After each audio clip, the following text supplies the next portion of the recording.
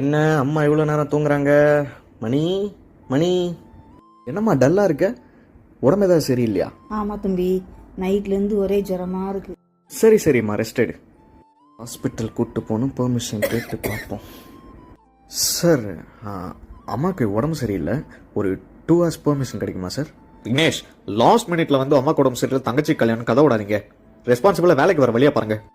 சரி சார், வேலைக்கு தானே வரேன். அம்மா வேலைக்கு கிளம்புறேன், உடம்ப பார்த்துக்கோ. ஷாலினி வா, கிளம்புறேன்.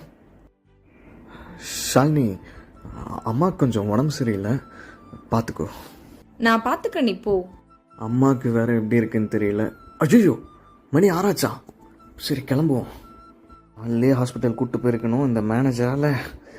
அம்மா எங்க ஆளை காணோம். அம்மா என்னம்மா இங்கே உட்காந்துருக்க? எப்படி இருக்கு உடம்பு? உடம்பு சரியாச்சு தம்பி, எங்கே நான்